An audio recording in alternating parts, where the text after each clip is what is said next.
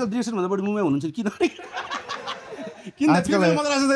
आजकल होइन पहिलेदेखि नै हो तर अहिले आई थिङ्क तपाईँहरूको अर्को पनि फिल्म पनि आउँदैछ होइन योभन्दा अगाडि पनि अब हुन त आफैले बनाउनु भएको त्यो फिल्म चाहिँ होइन तर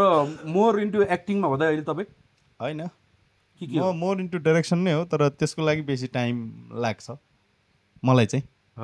सबैलाई लाग्छ त्यो प्रिपेरेसन स्क्रिप्टदेखि लिएर सबै चिजमा टाइम लाग्छ त्यो बिचमा एउटा मुभी बनाउनु ग्राफ चाहिँ के हो खासमा कहाँबाट सुरु हुन्छ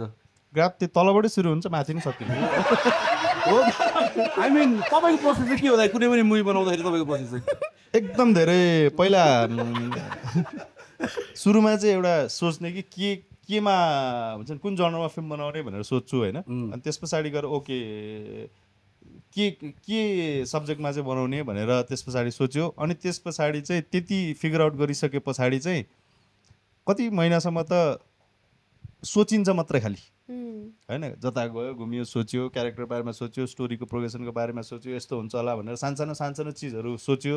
अनि रियलिस्टिक केही चिजहरू छ भने त्यसको अलिअलि स्टडीहरू गर्यो अनि त्यसपछि त्यो दिमागमा मात्रै यति धेरै खेलाउन थालिन्छ कि एउटा संसार बन्न आँट्यो है भन्ने जस्तो अलिअलि हामीलाई आफूलाई फिल हुन्छ क्या अनि त्यति फिल भइसके पछाडि बल्ल हो अब यसलाई चाहिँ सर्लक्क लाएर चाहिँ पेपरमा यसको ट्रिटमेन्टहरू लेख्न थाल्नुपर्छ कस्तो क्यारेक्टर हुन्छ भनेर चाहिँ बेसिक लेखाइ सुरु हुन्छ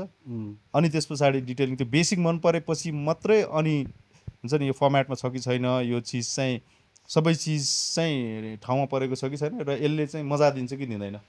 त्यो एउटा चाहिँ बेसिक ट्रिटमेन्टमा थाहा हुन्छ क्या अनि त्यति थाहा भइसकेपछि होइन अब यो चाहिँ अब फुल फ्लेजेड लेख्नुपर्छ बनाउनुपर्छ त्यति थाहा भएपछि अनाउन्स गरिन्छ हो त्यसपछि अर्को 1.5 वर्ष फेरि बिताइन्छ लेख्नलाई तपाईँको चाहिँ के हो प्रोसेस खोइ अब यो फरक फिल्मको फरक हुन्छ त्यतातिर नलागाउ यो मजा आउँदैन केही सोध्दै नमिल्नु भयो